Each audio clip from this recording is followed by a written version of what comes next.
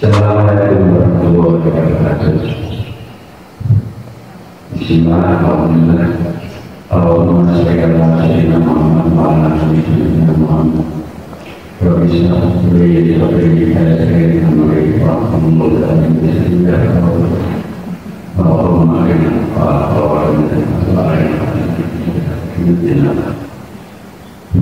yang saya mengingatkan Bapak Ustaz dari Ahmad Menjadi MPD dan Ustaz Ibu Nina Koordinasi yang terhormat Bapak Kepala SMA Sasaran itu dari masa MPD yang saya hormati Bapak Ibu Guru dan staf Bapak Ustaz Sasaran itu serta yang para siswa SMA Saudara Rasulullah yang insya Allah soleh-solehan.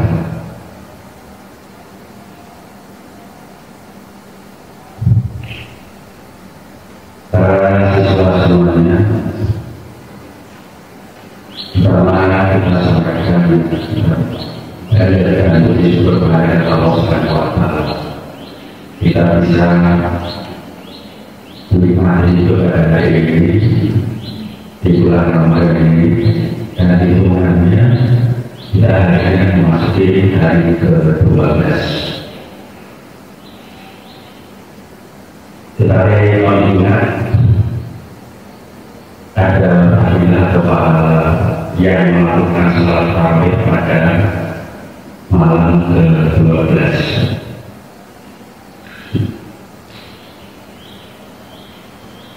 Bagi yang melaksanakan salat tarawih kiamat akan dihadirkan, akan dihadirkan dengan wajah yang cerah, yang bersinar seperti bulan purnama. Masya Allah, ini suatu hal yang sangat luar biasa jika kita tidak melewatkan salat tarawih pada malam ke-12. Insya Allah kita semuanya bisa melakukan salat tarawih sampai hari terakhir di Ramadan 1443. Pada semuanya, terima kasih kepada panitia yang dibayar oleh proses MPK dan Rapis dan salam. Dan masih kepada Bapak Kepala SMA yang telah mendukung kegiatan bulan Ramadan ini sehingga kita bisa melakukan kegiatan seperti Ramadan pada tahun-tahun yang lalu. Pada kesempatan ini saya tidak akan memberikan tausiah, saya hanya menyampaikan sebuah kisah saja yang nanti bisa kita pelajari, kita ambil manfaatnya, karena saya bukan ahlinya ya.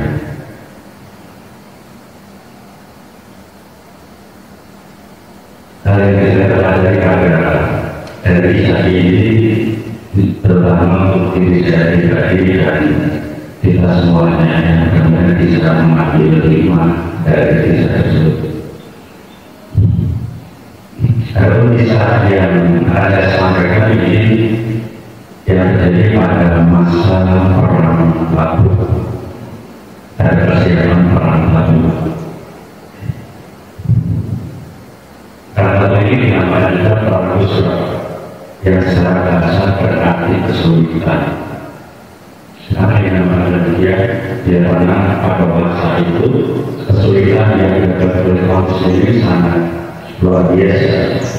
Cuaca sangat panas, kemarau, kemudian jarak tempuh dari Madinah menuju tempat yang akan dituju, yaitu untuk mengadakan kekuatan pasukan Romawi yang akan merencanakan penyerangan terhadap Mekah. Cara yang jauh kemudian kesulitan logistik kekurangan, kendaraan juga kurang. Kendaraan dalam maksud bukan kain, bukan yang lainnya pada masanya. Untuk memobilisasi pasukan kaum muslimin, maka Rasulullah memberikan semangat kepada kaum muslimin muslimat agar bisa melaksanakan menghadapi ancaman kaum Romawi yang akan menyerang Madinah. Untuk itu beliau menjadikan kepada para sahabat para kaum muslimin untuk berinfak karena kekurangan logistik tadi. Beliau menjadikan kalau mereka berinfak dengan pahala surga dari Allah, dengan ini pahala yang luar biasa ini, maka karena keimanan dari para sahabat, maka mereka berlomba-lomba menyambut himbauan dari Rasulullah dengan segala kemampuan masing-masing. Yang punya harta dan hartanya, yang punya tenaga dan tenaga fisiknya, dan lain-lainnya. Yang orang yang jumlah besar sedekahnya dan infaknya dan kita ada sahabat Abu Bakar. Abu Bakar akan membawa hartanya diperkirakan sejumlah 4.000 dirham. Melihat jumlah yang dibawa ini, Rasulullah bertanya kepada sahabat Abu Bakar, apa yang menyisakan kepada keluargamu? Dan dibawa sejumlah hartanya. Dan Abu Bakar menjawab, aku menyisakan Allah dan Rasul untuk mereka. Aku bicara Allah dan Rasulnya untuk mereka, untuk keluarganya. Jadi karena keikhlasannya, karena punya namanya di infakkan misalkan untuk menjaga logistik peperangan menghadapi kaum pasukan Romawi.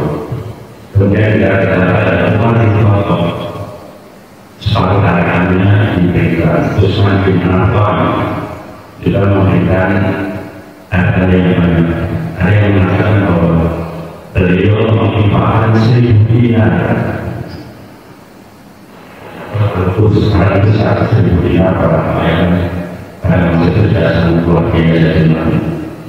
Belum ditambah dengan sejumlah 300 ekor unta yang dapat dengan perbekalannya. Ditambah lagi 50 ekor kuda. Melihat apa yang diberikan oleh para sahabat ini, Rasulullah mengatakan, Rasulullah bersabda, apa yang dilakukan Utsman setelah hari ini tidak akan membahayakan. Artinya, ya, dia memberikan banyak itu tidak membahayakan, bahkan setelah itu yang mungkin akan menyelamatkan beliau dari bahaya di sana terjadi peperangan nantinya. Kemudian ada juga Abdurrahman bin Auf dalam membuat 200 buknya, saya tahu buknya dibuat. Apakah saya membawa harga yang banyak?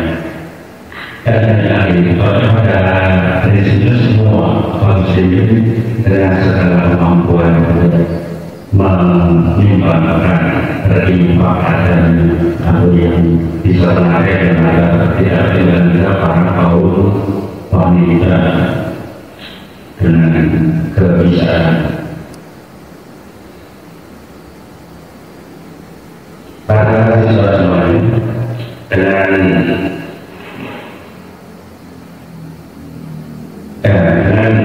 mobilisasi ini nanti tidak berhasil mengumpulkan logistik untuk peperangan menghadapi kaum Romawi dengan ancaman. Tapi di sudut ulama ini ada seorang sahabat yang sangat bersedih. Dia bernama Urwa bin Sa'id. Dia sangat terima apa? Karena dia merupakan orang yang dikatakan miskin dan tidak mampu, mau bersederhana tidak punya tenaga dia punya. Tapi saat ini memang untuk membantu hal sendiri itu, karena ini dari pahala surga yang akan diterima bagi yang beriman di dalam Allah. Keresahannya pertama kalau saya salah bisa Rasulullah mengatakan bahwa surga dan pahala yang akan kita bagi mereka yang ikut berjihad dan membantu persiapan dalam Allah. Jadi persiapan orang takut itu semakin sedikit ya. Berbagi saya mendengar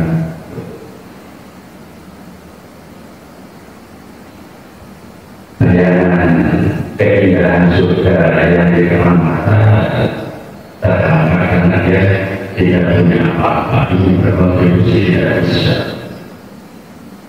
Ya, dengan kesediaannya dia pulang dan sampai ke rumah terus masih berumah apa yang bisa saya sampaikan. Sehingga kita akhirnya keresahannya itu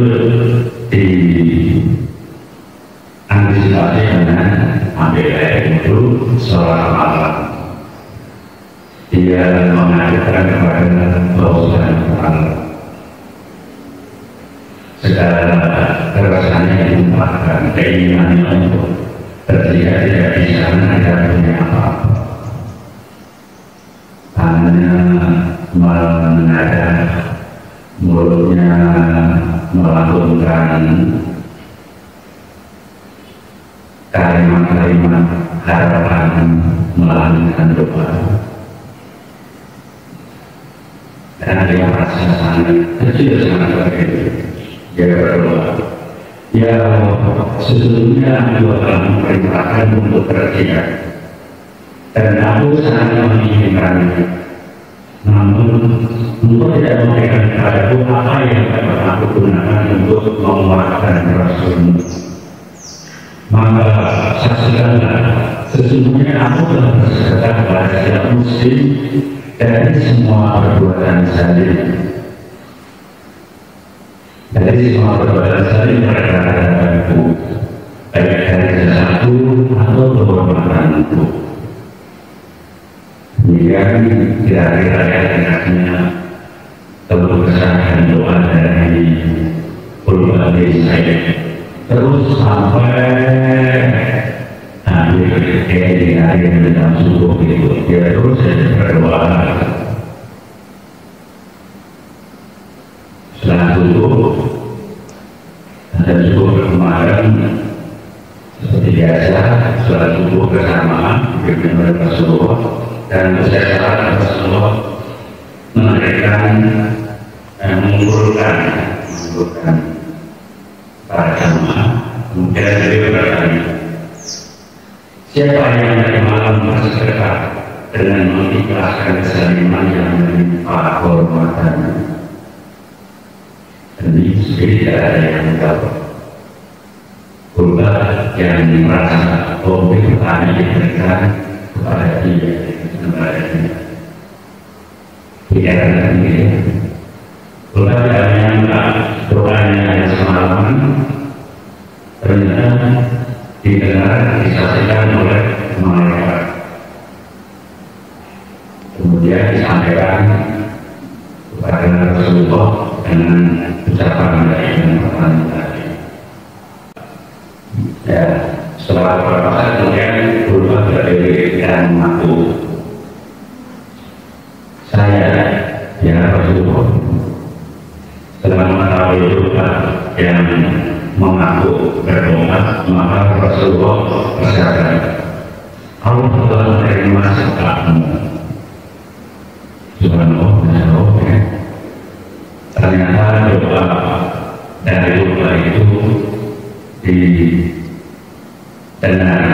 oleh Allah Subhanahu wa Ta'ala dan langsung dibayar tunai, artinya diterima oleh Allah Subhanahu wa Ta'ala dan disampaikan kepada korban.